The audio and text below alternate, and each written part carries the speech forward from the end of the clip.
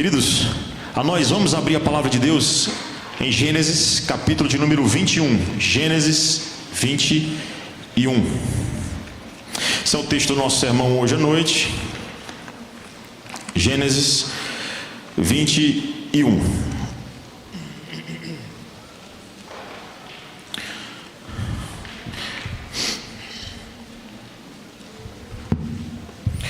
Se Deus permitir, em outro momento, a gente expõe o capítulo 22, uma sequência muito interessante. Então, em outra oportunidade que Deus nos der, nós vamos expor o capítulo 22. Mas hoje nós vamos para o capítulo de número 21 de Gênesis. Essa narrativa extraordinária das Escrituras Sagradas diz assim a inerrante palavra do Senhor, palavra de salvação a todo aquele que crê.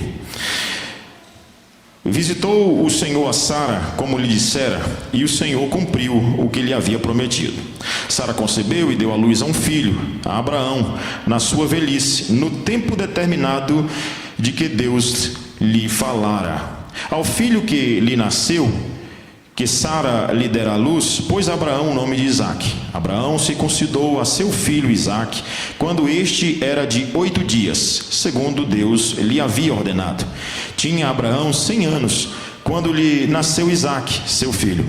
E disse Sara: Deus me deu motivo de riso, e todo aquele que ouvir isso vai rir-se juntamente comigo.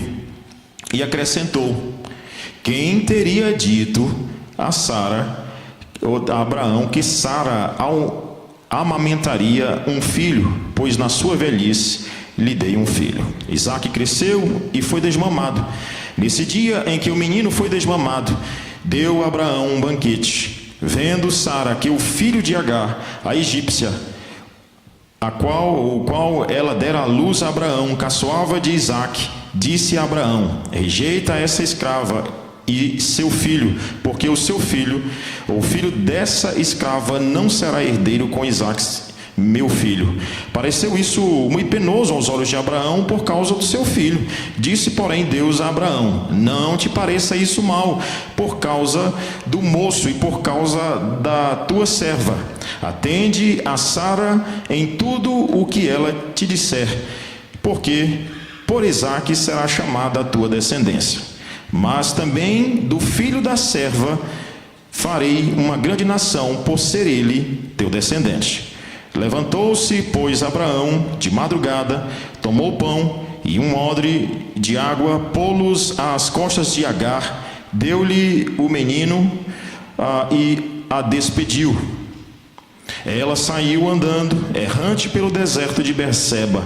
Tendo-se acabado a água do odre, colocou ela o menino debaixo de um dos arbustos, e afastando-se, foi sentar-se defronte à distância de um tiro de arco, porque dizia: assim não verei morrer o menino.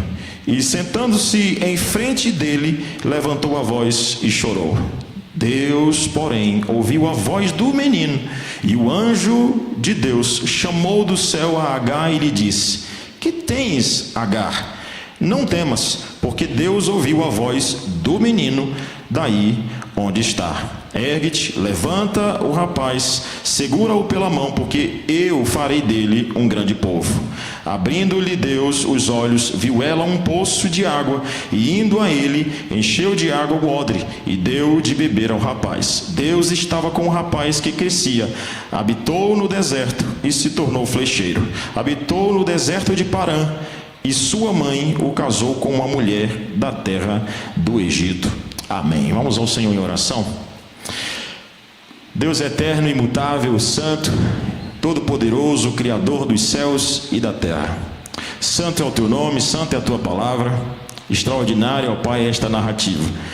E sabemos, ó Pai, que o Senhor pode falar ao nosso coração, pois foi o Senhor que, por teu Santo Espírito, inspirou a Moisés para que deixasse esse texto. E assim, ó Pai, nós tivéssemos instrução da tua parte. Pedimos que o Senhor me use como instrumento nas tuas mãos, a fim de que eu fale a tua palavra e somente ela. Abençoa também os meus irmãos, os ouvintes, para que eles também, ó Pai, saiam daqui tocados, nutridos, que eles saiam daqui edificados com a tua palavra, que é capaz de transformar o mais vil pecador. Faze isso no poder do teu Santo Espírito, em nome de Jesus. Amém. Irmãos, o crente confia na providência do Deus do pacto. Desde o Antigo Testamento, já em Gênesis, Deus se relaciona com o seu povo de maneira pactual, né? Por meio de alianças. Ele fez aliança com o seu povo, acordo, né, entre partes, de que seria seu Deus e também de que aquele povo, né, seria o seu povo, né? E esse Deus glorioso, né, que cumpre cabalmente as suas promessas, ao mesmo tempo que Ele cumpre cabalmente as suas promessas e chama você e a mim para confiar nele, Ele também sempre te dá um voto de confiança. Absolutamente sempre te dá um voto de confiança, até que Cristo venha ou até você ser chamado por Ele para viver com Ele na glória. Estou partindo do pressuposto, claro, que você é um cristão, um filho de Deus, eleito do Senhor, que vive então para a glória dele. Então Deus, Ele cumpre as suas promessas e ao mesmo tempo Ele exige de nós que nós cumpramos de nós as nossas e também que nós confiemos nele, né? O relacionamento de um pai para com um filho. Por exemplo, um filho, ele pode, portanto, confiar tanto em seu pai, que se você disser assim: meu filho, ele de um lugar alto ele vai pular nos seus braços, né? Pula aqui, filho. Se você é pai, se você é mãe e já fez isso, pula aqui, filho. Aí o filho pulou, por quê? Porque ele confia em você. Se ele for igual ao meu filho, às vezes nem se eu mandar, né? Ou até sem eu mandar, ele pula, né? Então é uma confiança extraordinária. O outro lado também é verdade. E aí eu quero contar uma história que li num livro de Van Groningen, né? A Família da Aliança. Van Groningen disse que certa vez um dos filhos chegou para ele e disse assim: pai, eu quero o povo vai sair, eu queria um carro, né? E ele tem um carro novo, né? Carro extraordinário, tinha acabado de comprar um carro lindo, né? Um Plymouth, carro bonito para aquele período, extraordinário. E aí então o filho pediu para o pai para dar uma volta, disse: pai, eu quero então dar uma volta de carro, e nesse carro novo. E aí então ele deu ali a volta, mas o menino ficou tentado então a participar de um racha, né? Já com um carro novinho, participar de um racha para ver qual era o motor melhor, se era o motor do carro do pai dele ou era do carro do vizinho. Então eles saíram lá, marcaram um horário, o menino foi embora, e antes dele ir, o pai pegou a chave e disse: está aqui, meu filho, eu confio em você, pode ir. Então o menino foi para a corrida.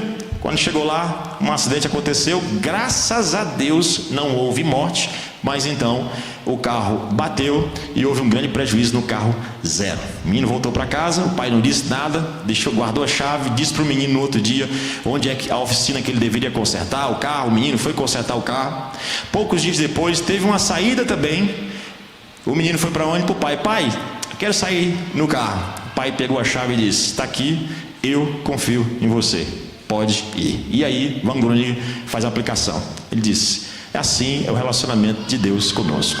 Deus, irmãos, sempre está nos dando chance de nós obedecermos a Ele, de nós fazermos a sua vontade. Em outras palavras, Deus está confiando em nós, a expectativa de que nós vamos obedecê-lo. Por quê? Porque o fato de Deus cumprir as suas promessas cabalmente deve gerar em nós obediência. E assim também deve gerar em nós compromisso com Deus e com o nosso próximo, que é o caso aqui. Abraão, porque Deus cumpriu as suas promessas, ele passa a cumprir também as suas promessas. E também Abraão tem um bom relacionamento com outras pessoas, como é o caso aqui de Abraão e Abimeleque. Ele cumpre as suas palavras, o seu pacto que ele fez, então, ainda que seja com o ímpio, tá bom? Antes de entrar no texto propriamente dito, deixa eu contextualizar aqui você na narrativa. Essa narrativa, todas as vezes que você for ler uma narrativa, você precisa se perguntar o seguinte: qual o significado dessa narrativa dentro do texto imediato, e qual é o significado dela dentro do livro de Gênesis e dentro da Escritura como um todo.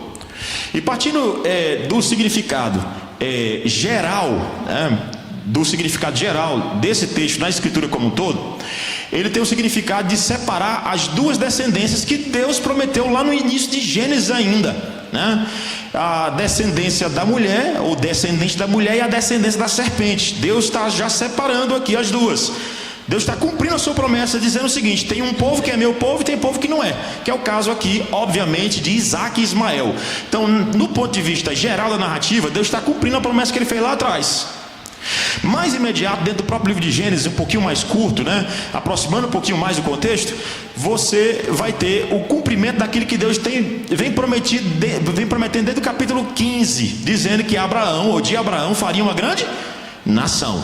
Então, desde o capítulo 15 ele vem fazendo isso. E Abraão, por muitas vezes, até duvidou, chegou até a rir, né? Abraão riu, Sara riu, e também há pelo menos 3 zombarias aí com relação a Isaac: Abraão, e Sara, e também ao riso do seu irmão mais velho Ismael, tá bom?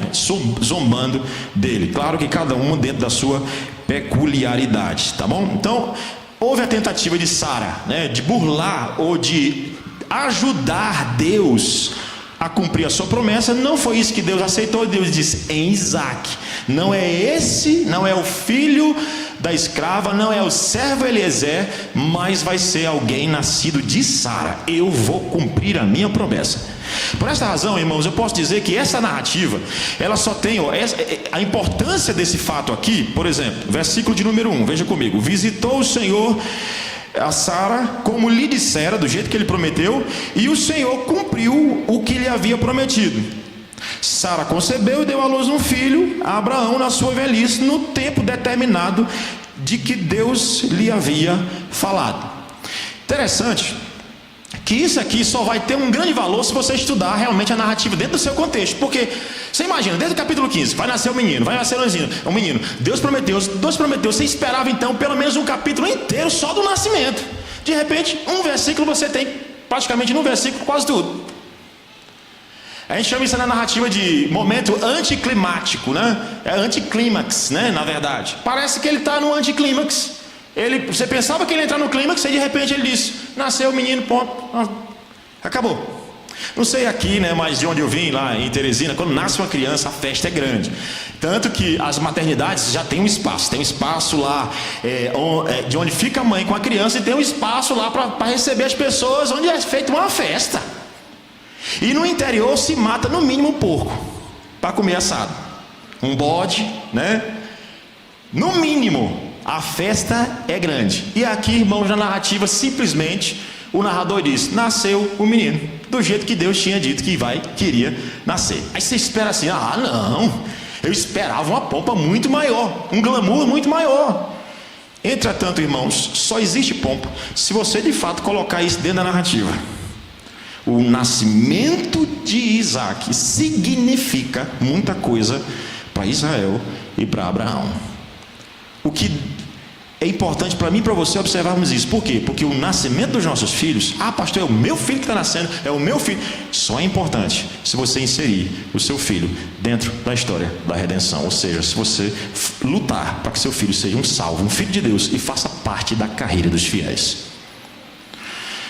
Nessa noite, o que eu quero mostrar é que o fato de Deus cumprir a sua promessa, isso gera em nós, ou deve gerar em mim e você, imediatamente, um desejo de obedecer a Deus. A obrigação, não tenho dúvidas, porque nós já temos ela, naturalmente, somos filhos de Deus.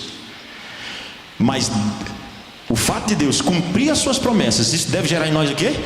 Obediência. E eu quero mostrar isso aqui em alguns breves momentos no texto, começando do verso 1 até o verso de número 7, quando nós vimos aí, vou falar das 2 primeiras divisões para depois trabalhar as demais. As 2 primeiras divisões, a primeira divisão vai aí, né? Deus cumpre a sua promessa do nascimento de Isaac. Isso aí está do verso 1 até o verso 7. O que acontece? Deus cumpre a promessa do nascimento de Isaac. E você vai ver essa realidade. É Deus cumprindo sua promessa e Abraão respondendo com obediência. Sim, o Abraão desobediente, em algumas vezes, agora está obedecendo. Vamos já ver esta realidade mais especificamente. O meu segundo ponto, já eu falo do terceiro, mas o segundo ponto também eu mostro que Deus cumpre a sua promessa com relação a Ismael. Ou seja, o que ele representa na história do povo de Deus. No caso, o não povo de Deus. Isso aí está do versículo de número 8 até o versículo de número 21. Então, esses são os meus 2 primeiros pontos. Primeiro, Deus cumpre a sua promessa com relação a Abraão. Esses 2 pontos eu poderia resumir com 2 risos.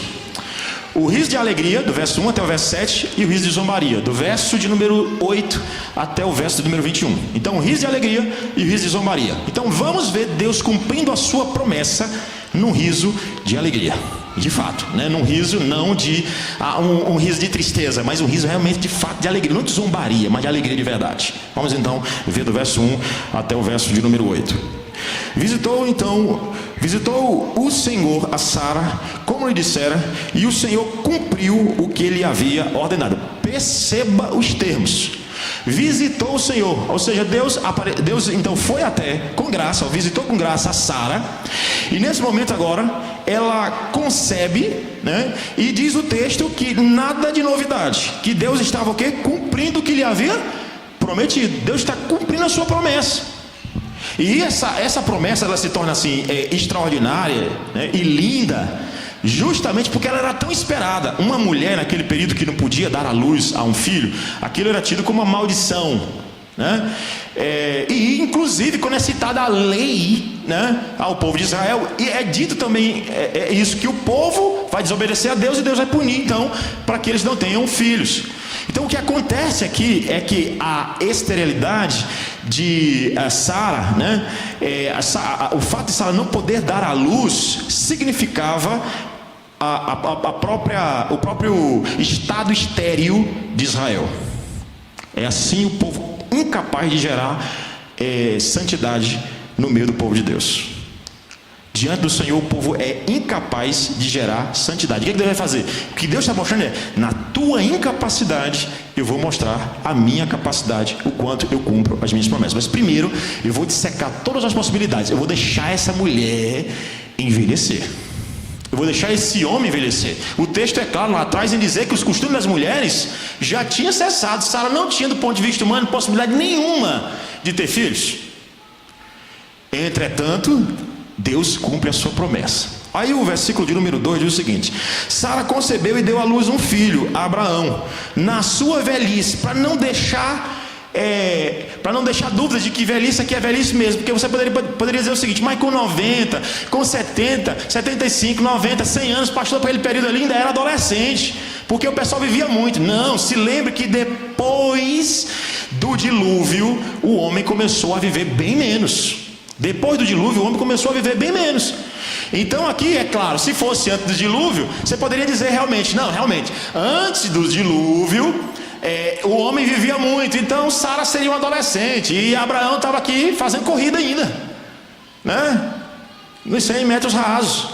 Mas não, no caso aqui, Abraão já era velho mesmo, Sara já era velho mesmo, e a narrativa faz questão de dizer para que você não tenha dúvidas. Sara concebeu e deu à luz um filho, a Abraão, na sua velhice, no tempo determinado. Veja que a promessa, do jeito que Deus determinou, olha a expressão, do jeito que Deus determinou e no tempo que Deus determinou. Daqui, irmãos, nós já tiramos uma aplicação para nós. Quando a gente espera alguma promessa de Deus ser cumprida na nossa vida, e perceba, né, nós não estamos vivendo no período do Antigo Testamento, em que Deus falava diretamente, aparecia um anjo e falava.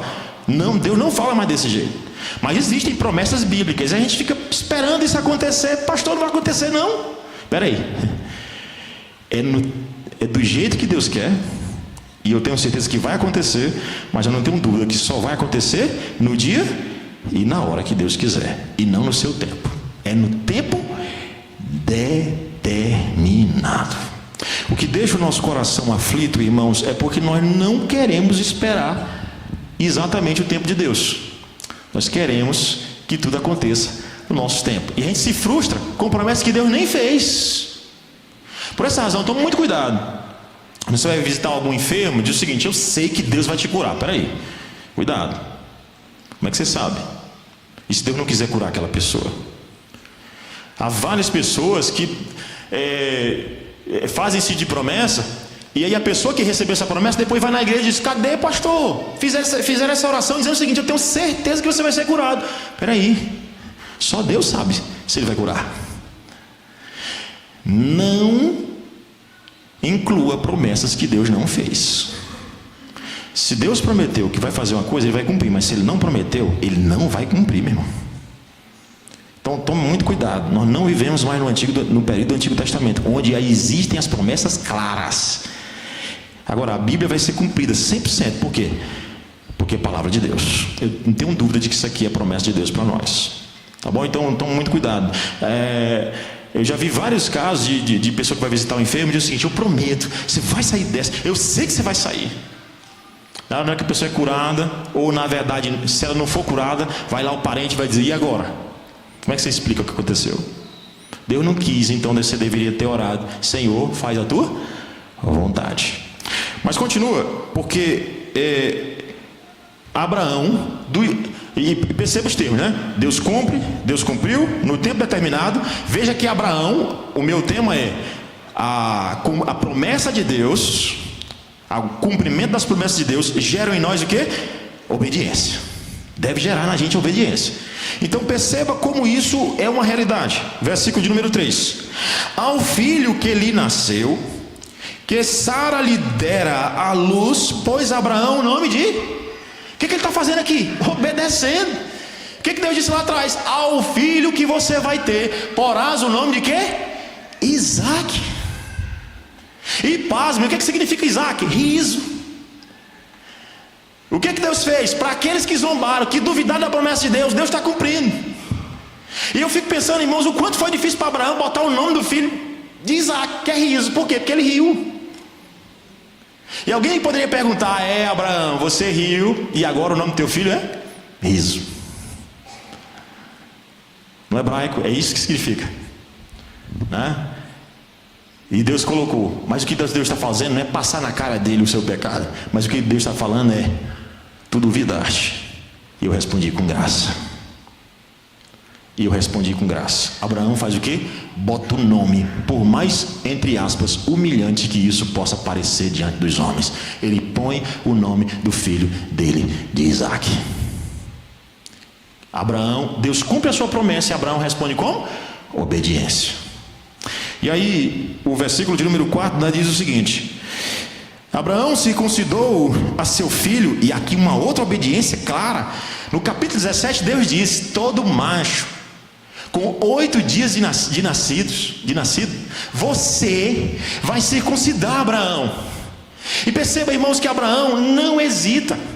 Se Deus visitou no tempo determinado, foi no tempo determinado que Abraão circuncidou seu filho. O que Abraão está fazendo é respondendo à promessa de Deus. Se Deus cumpriu, se Deus é poderoso e Deus é bondoso, misericordioso, e Deus cumpre as suas promessas, a coisa que eu tenho que fazer é responder com obediência. E o que Abraão faz é obedece e circuncida o seu filho com 8 dias de nascido. E você se lembra muito bem o que é a circuncisão, que era cortar a carne do prepúcio. Aquilo doía, meus irmãos. Com 8 dias de nascido, aquilo é com a pedra que Abraão fazia, aquilo doeu. Mas eu vou obedecer a ordem do meu Senhor. E aí, abra comigo, por favor, em Romanos capítulo de número 4. Romanos capítulo 4. E perceba o que significa circuncisão. Romanos capítulo 4. Por favor, Romanos 4. Romanos capítulo 4. Romanos capítulo de número 4. Veja o que é dito aí. Versículo 1 diz o seguinte: que pois diremos ter alcançado Abraão, nosso pai segundo a carne? Porque se Abraão foi justificado por obras, tem de que se gloriar, porém não diante de Deus. Pois que diz a Escritura? Abraão creu em Deus, e isso lhe foi imputado, atribuído para a justiça. Ora, ao que trabalha, o salário não é considerado como favor, e sim como dívida. Abraão não foi justificado por obras, ele foi por graça. Porque se fosse por obras, o que Deus estava dando para Abraão não era graça, era o salário, era o pagamento. Ele disse: mas o que não trabalha, crê naquele que trabalha no seu lugar. Versículo de número 5: mas ao que não trabalha, porém crê naquele que justifica o ímpio, a sua fé lhe é atribuída como justiça. E é assim também que Davi declara. Aí nós temos o Salmo 32. Eu vou pular versículo de número 9, porque não é o texto da nossa exposição. Versículo 9 diz o seguinte: a pergunta é: vem pois esta bem-aventurança exclusivamente sobre os circuncisos ou também sobre os incircuncisos?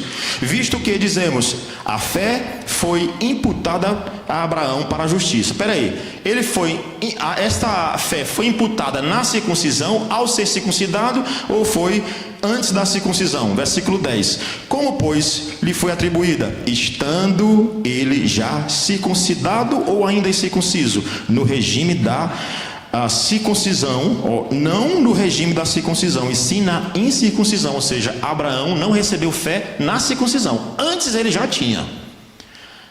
Agora perceba o versículo 11, que eu acho lindo. Versículo 11: e recebeu o sinal, ele, Abraão, e recebeu o sinal da circuncisão. O que significa circuncisão? Ele vai dizer: como selo de justiça da fé que teve quando ainda incircunciso. A fé ele teve antes, para ser pai de todos os que creem, embora não circuncidados, a fim de que lhes fosse imputada a justiça. O que significa circuncisão? Selo de justiça da fé. O que Isaac recebeu com 8 dias de nascido? Selo de justiça da fé. Por esta razão, irmãos, Abraão obedece, por mais ilógico que aquilo fosse. Meu filho com 8 dias de nascido recebeu o selo de justiça da fé. Que fé uma criança com 8 dias de nascido tem?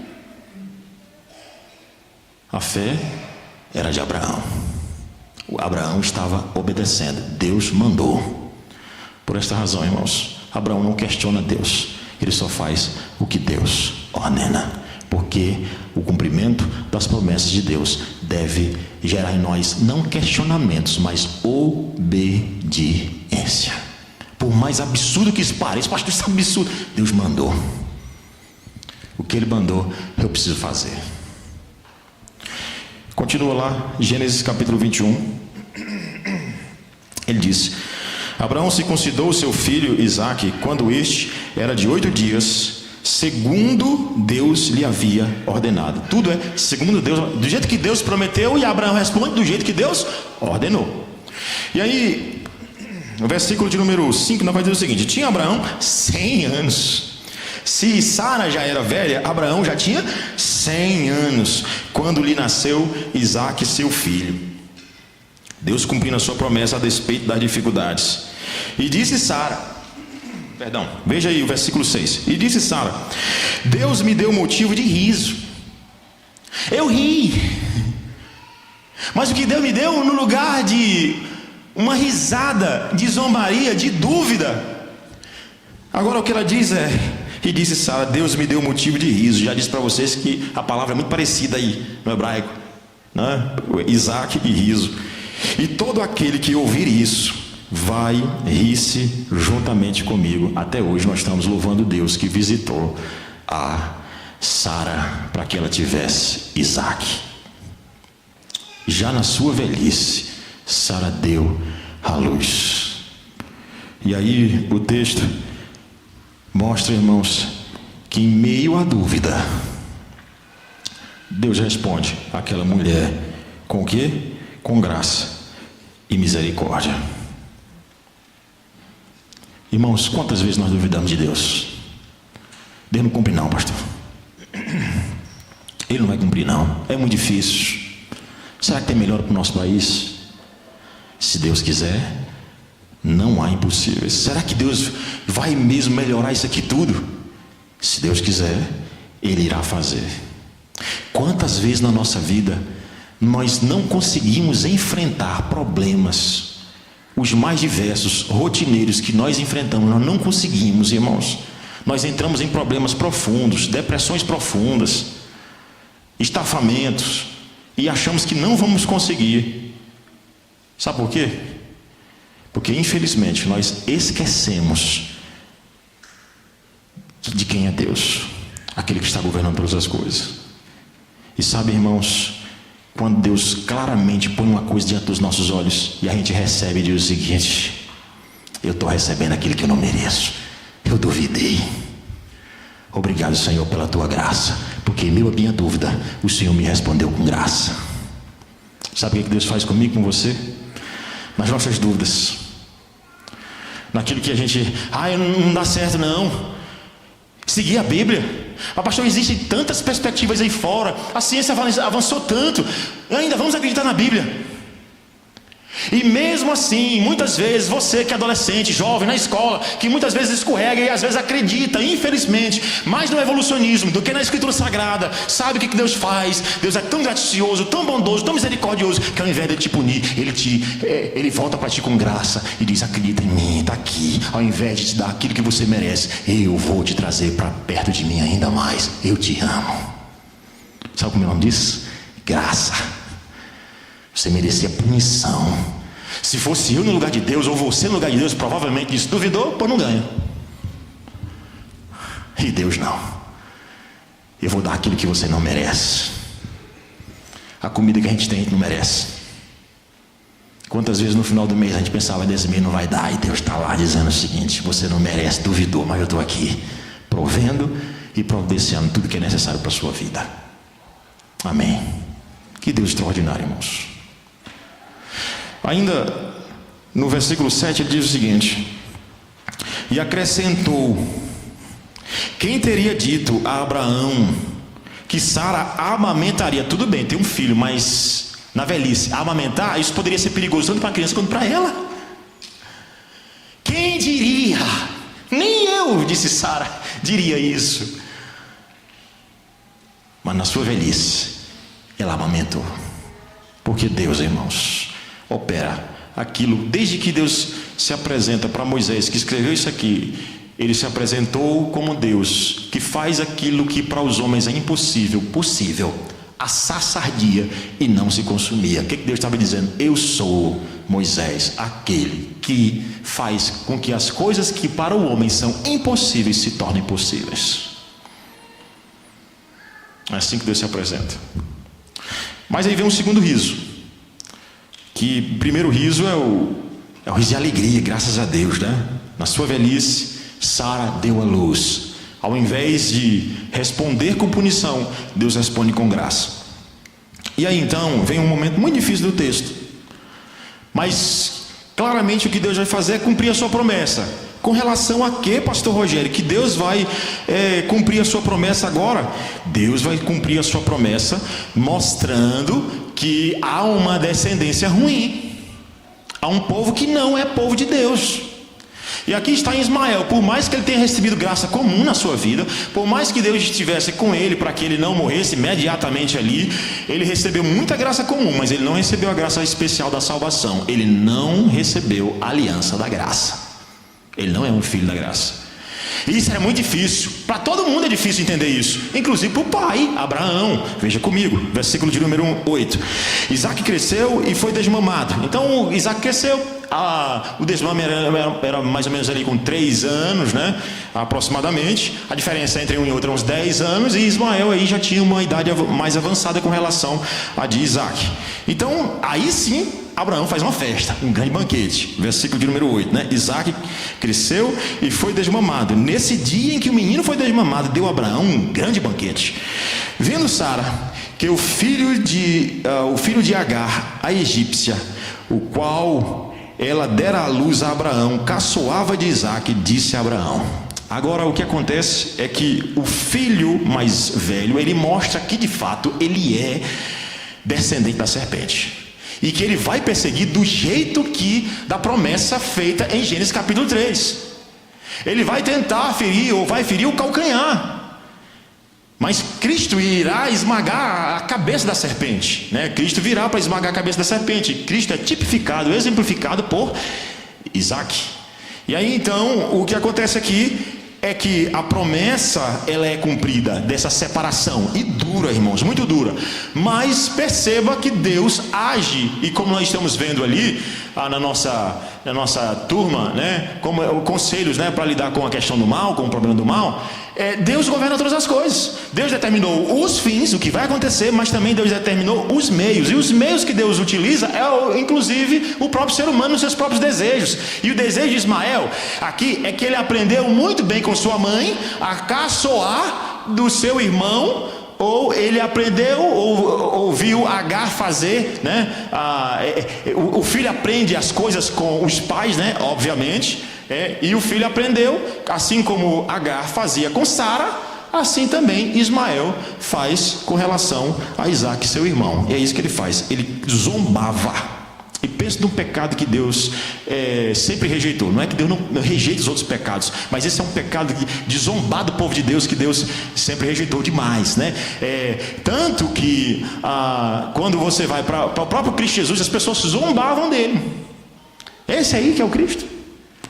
E aí o versículo de número 9 é claro: vendo Sara que o filho de Agar, a egípcia, então, ele caçoava, ele zombava de Isaac, disse a Abraão. Então ela foi diretamente para ele. E se pela manhã eu dei para a nossa turma aqui um exemplo de que você não pode ouvir a sua esposa, né? Tem hora que não dá para ouvir a esposa, tá bom? Por exemplo, quando a esposa de Jó diz: amaldiçoa esse teu Deus e morre. Não pode ouvir a esposa nesse momento, tá bom? Mas há sim horas que as esposas precisam ser ouvidas. E as esposas vão dizer, corrigindo, pastor, sempre. Mas há horas sim que elas devem ser ouvidas, obviamente. E Sara não deveria ser ouvida lá atrás, quando ela trouxe Agar para se deitar com Abraão. Ali não, mas aqui sim.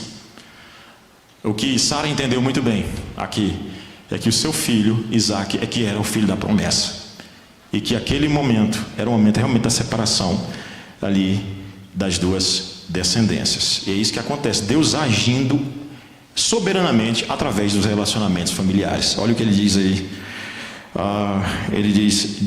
Ela diz, né? Rejeita essa escrava e seu filho, porque o filho dessa escrava não será herdeiro com Isaac, meu filho. Pareceu isso muito pesado, claro, obviamente. A gente lê no texto imediatamente também parece para nós. Mas irmãos, isso e aqui a Bíblia não está validando você desprezar ninguém. Mais uma vez, estamos em plena revelação das Escrituras, que Deus falava direto, onde Deus ainda estava separando quem era o seu povo, quem não era o seu povo, para depois expandir por toda a face da terra, todos os povos, raças, tribos, línguas e nações. Então em nenhum momento isso aqui pode ser aplicado diretamente a nós. Agora, o princípio existe sim um povo que é povo de Deus e um povo que não é povo de Deus, é claro, irmãos.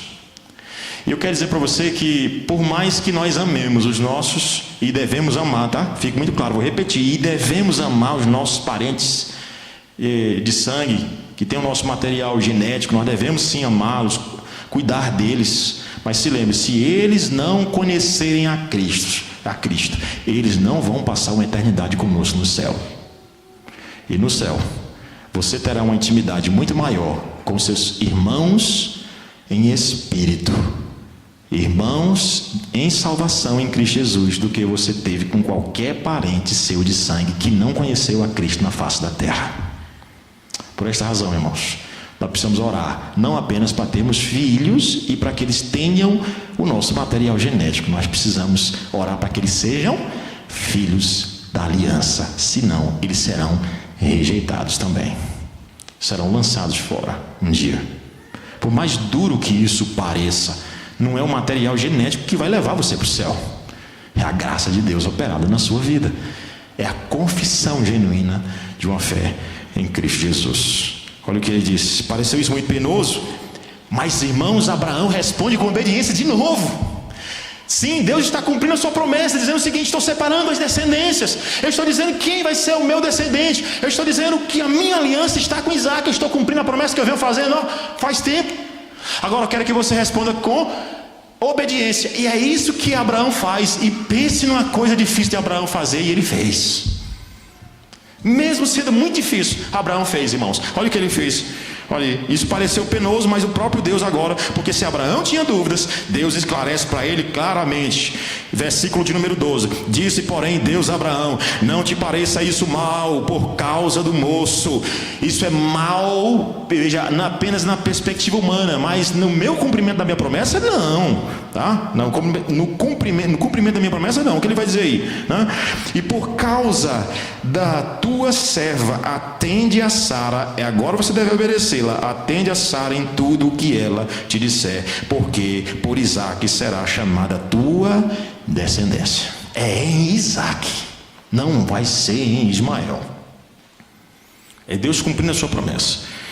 E aí o versículo 13, é claro, né? Existe uma promessa para ele também, mas também do filho da serva farei uma grande nação. Vai ser populosa, né? Vai ser populosa por ser ele teu descendente. E a sugestão de boa parte realmente dos comentaristas é que daí vem o islamismo, né? O que deu origem, né, ao islamismo mais lá na frente, né? O povo, né? Não a religião em si imediatamente. Aí o que ele vai dizer ainda, né? Versículo de número 14: levantou, pois, Abraão de madrugada. Veja como Abraão é obediente. Levantou que horas? De madrugada, cedo. Que difícil era para Abraão agora dispensar o seu filho, a sua escrava, de maneira dura, áspera. Acredito até que Abraão, com certeza, foi mais carinhoso, como o texto parece sugerir. Olha o que ele diz aí.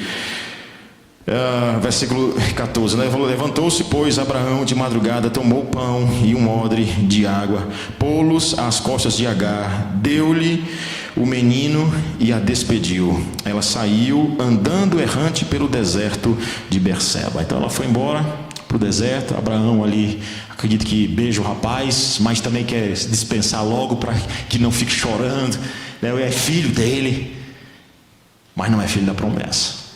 Lembre-se, mais uma vez, não custa nada eu lembrar para vocês que não é para você pegar e se aplicar literalmente, esse aqui é meu filho da promessa, esse daqui não, esse aqui não é da aliança, não. Por favor, não faça isso. Você não sabe. Aqui no Antigo Testamento está claro, Deus já prometeu, Deus já disse, então está muito claro. Não é para você tentar fazer isso de jeito nenhum, mas é lutar para que os dois, ou todos eles, se você tem 10, 20, todos eles sejam filhos da promessa. Tá bom? Todos eles sejam filhos da promessa. Se tem algum Abraão aqui, pai de numerosa nação, né? Todos eles sejam filhos da promessa, tá bom? E aí então, ele diz assim: levantou-se, pois, Abraão de madrugada, dispensou o rapaz. Versículo 15: tendo-se acabado, até porque a provisão de Abraão acaba. Abraão já tinha uma determinada posse ali, e aí ele dispensou ali com algumas coisas, mas a provisão acabou. Então eles foram para o deserto, ali já sem basicamente nada, e afastando-se então, a mãe se afastou do rapaz, porque já estava sem alimento, sem água, né? Tendo-se acabado a água do odre, colocou ela o menino debaixo de um dos arbustos. Afastou-se então de um tiro de arco, a certa distância, e então dizia a ela: assim não verei morrer o rapaz. Ele disse: rapaz, o rapaz já está fraco, eu não quero nem ver isso. Que ele então fique distante. E aí o versículo de número 17 diz: Deus, porém, ouviu a voz do menino. Interessante que o texto em nenhum momento diz que o menino falou, né? Na narrativa isso tem um peso interessante. Deus ouve a voz daqueles que não falam. Não é que o rapaz não fale. E eu não acho difícil imaginar que o rapaz orou, inclusive. Não acho. Entretanto, a narrativa em nenhum momento diz que ele falou. Diz que houve um clamor, levantou a voz de choro a mãe. Mas Deus ouve a voz do rapaz. Deus ouviu a voz do rapaz. É isso que ele diz a ela, Agar, e disse: que tens, Agar? Não temas, porque Deus ouviu a voz do menino daí onde está. Ergue-te, levanta o rapaz, segura-o pela mão, porque eu farei dele um grande povo. Abrindo-lhe Deus os olhos. Deus abre os olhos da provisão. Ela não conseguia enxergar nada, mas não sei se já estava lá ou foi o próprio Deus que colocou. Mas o texto aqui, como ele diz, né? Ele diz: ergue-te, levanta o rapaz, segura-o pela mão, porque eu farei dele uma grande nação. Abrindo-lhe Deus, os olhos, parece que ela não estava conseguindo enxergar mesmo, e Deus abre os olhos, agora ela enxerga. Ali viu ela um poço de água, e indo a ele, encheu de água o odre e deu de beber o rapaz. Deus estava com o rapaz, que cresceu e habitou no deserto e se tornou flecheiro. E disse: é filho de Deus. Não é, está aí no versículo 21. Habitou no deserto, bebeu água, mas continuou lá no deserto de Parã. E sua mãe o casou com uma mulher, e o texto é claro em dizer o quê? Egípcia. Uma mulher do Egito. Por quê? Porque de fato esse não é povo de Deus. Quando é no caso de Isaac, vai ser um caso específico. Mais na frente você vai ver que tem um lugar específico para pegar a mulher para ele. É esse aqui não. Vai e se casa com uma mulher do Egito. A mãe fez isso, mostrando claramente que ele não era povo de Deus. Irmãos, qual é a aplicação que eu tenho para tirar desse ponto aqui, claramente, para nós caminharmos já aí para o nosso final? Claramente, o que nós temos enquanto aplicação aqui é que, por muitas vezes, nós podemos ser alvos, e disse isso já no início, de várias ações gerais do Espírito Santo de Deus e da graça de Deus providencial, e ainda assim não ser filho de Deus. Eu digo o ser humano, tá? Então, não fique satisfeito em receber apenas a carne, o arroz, o feijão, a água. Queira a fonte de água viva, como o próprio Cristo diz: o pão que desce do céu sou eu. O pão que os seus pais beberam no deserto, né, ele acabou. Trabalhai pelo pão que alimenta para a vida eterna. Eu sou o pão que desce do céu. Queridos, e adolescentes, crianças, prestem muita atenção. Você está em casa, às vezes, tem comida todo dia. Água lá para você beber, geladinha, boa, suco, refrigerante, lanche. Ah, Deus me ama. Espera aí, não se engane. A expressão do amor de Deus se dá no fato de você ser alcançado graciosamente, salvificamente, o seu coração ser transformado, e não você ganhar as coisas desse mundo. Você pode ter muita coisa nesse mundo, ser alvo da providência de maneira geral, e ainda assim estar perdido. Por isso, nessa noite, a minha oração por mim, pelos meus filhos e pelos seus é: Senhor, que nós sejamos alvo da tua providência material, mas sobretudo da tua providência espiritual. Que o Senhor nos alimente com o próprio Cristo, o Messias prometido, para quem Isaac apenas apontava. Por fim, o verso de número 22 nos diz que Abraão entra aí em relações, né? Que a vida do crente é uma vida de promessas e juramentos, né? Não é pecado jurar. O pecado é não cumprir o juramento. Tanto que na Confissão de Fé do Westminster nós temos um capítulo sobre juramento, sobre votos. Não é pecado jurar. O pecado é jurar e não cumprir rigorosamente, como disse o Cristo Jesus, as nossas promessas. E aqui ele diz: por esse tempo Abimeleque e Ficol, comandante, versículo 22, do seu exército, disseram a Abraão: Deus é contigo em tudo o que fazes. Agora, pois, jura-me. Ô Abraão, juramento com ímpio? Não entendi. Ele disse: jura-me aqui por Deus, que não mentirás nem a meu filho, nem a meu neto, e sim que usarás comigo e com a terra em que tens habitado, daquela mesma bondade com que eu te tratei. Respondeu Abraão: juro. Sabe por quê, irmãos? Porque assim como Deus cumpre as suas promessas para conosco, nós devemos cumprir as nossas promessas para com Ele, tá? A nossa parte na aliança, e também para com o próximo, até se ele for um ímpio. Até se ele não for povo de Deus, que é o caso aqui de Abimeleque. Até se ele não for um povo de Deus, que o texto não deixa claro, mas ele, pelo que tudo indica, não é povo de Deus. Por essa razão, compromissos nossos feitos lá fora, até com os ímpios, precisam ser cumpridos. Porque aquilo que Deus é, o meu relacionamento com Deus, por isso que assim, pastor, por que eu devo cumprir as promessas de casamento? Lembre-se que você tem uma aliança, antes de ter com sua esposa, você tem com Deus. É por isso que Paulo não tem dúvidas e vai dizer que o relacionamento de um homem e uma mulher, eles refletem o relacionamento de Cristo com a igreja. Então a teologia por trás é forte. Tanto que naquele livro, né, quando pecadores dizem sim, né, David Harvey, né, eu acho que é uma coisa assim, ele diz o seguinte: quer casar? Tem que ser um bom teólogo. Quer casar? Tem que ser um bom teólogo. Por quê? Entendendo o relacionamento com Deus para poder entender o relacionamento com o seu próximo. Eu quero finalizar, irmãos, dizendo o seguinte: na aliança, nós, infelizmente, podemos oscilar bastante. E uma das maneiras que nós oscilamos, eu digo podemos, não que nós temos direito, mas é potencial para isso. E quer ver um exemplo? Eu fico pensando assim: rapaz, por que tanto drama, né? Tanto tempo para cumprir uma promessa? Por que Deus não deu logo esse filho para Abraão quando ele tinha 40, 30 anos? Tinha que ser quando esse homem tem 100 anos. Sabe aquelas coisas que a gente passa a vida inteirinha dizendo o seguinte: pastor, faz tempo, agora foi que chegou, que eu estou esperando, agora chegou. Por quê? Porque, meus irmãos, nesse tempo Deus está trabalhando no nosso coração. Sabe por quê? Nem Abraão era Abraão antes de Deus transformá-lo. Nem Abraão, antes de Abraão entregar o seu filho. E aqui Deus está preparando para o próximo capítulo 22, onde ele vai entregar o único filho dele com Sara, que é Isaac. Aqui ele tem que dar um filho, que é Ismael. No próximo capítulo ele tem que dar o outro. Tanto que o narrador vai dizer que Deus chegou e disse: me dá o teu único filho, Abraão. Você só tem um. E aquele Abraão, irmãos, que era mentiroso, que chegava na cidade e dizia o seguinte: Sara não é minha esposa, é minha irmã.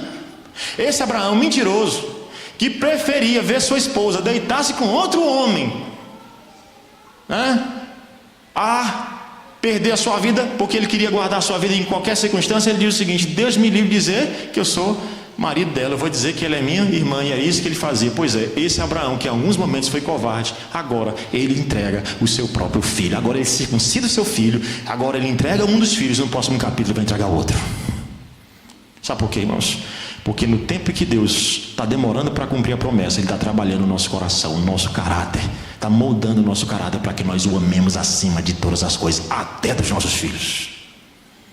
Até dos nossos filhos. Para que um jovem ame a Deus mais do que um concurso. Por que esse concurso demorou tanto? Porque Deus não quer te amando um trabalho mais do que a Ele. Ele está trabalhando o seu caráter. Ele quer que você o ame sobre todas as coisas. Ele quer que você o ame sobre todas as coisas.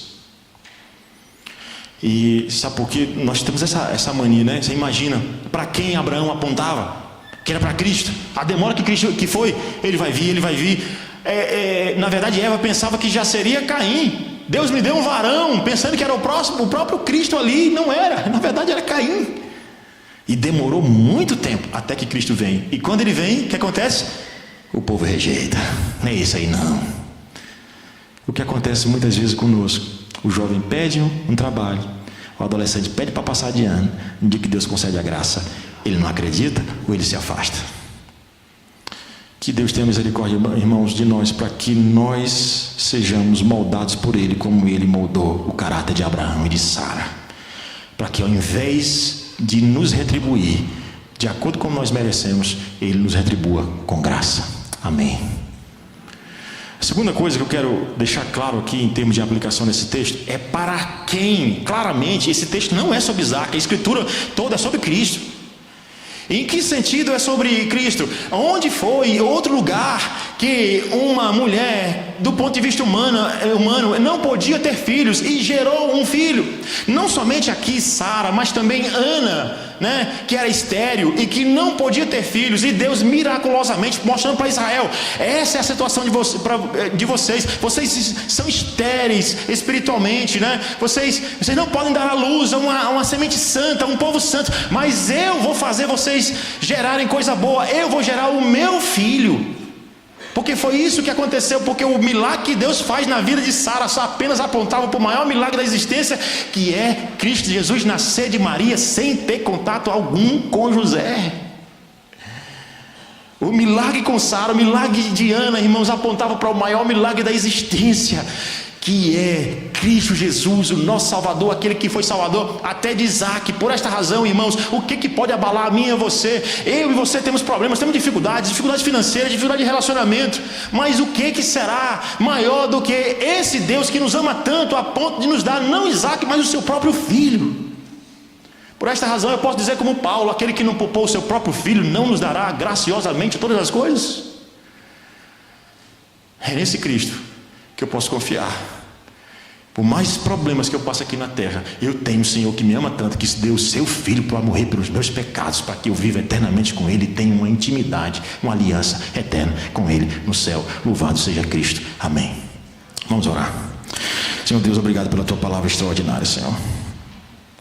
Obrigado, Pai, porque aprove a Ti, ó Pai, mandar o Teu Filho amado Jesus Cristo para morrer pelos nossos pecados. O Senhor cumpre cabalmente as Suas promessas, ó Pai. Eu sou incapaz, eu e os meus irmãos, de cumprirmos a nossa parte, mas em Cristo, Senhor, nós temos a salvação, aquele que cumpriu tudo no nosso lugar. Senhor Deus, ajuda-nos a ser filhos de Deus, de acordo com a Tua vontade, para o louvor do Teu próprio nome. É o que nós pedimos, em nome de Jesus. Amém.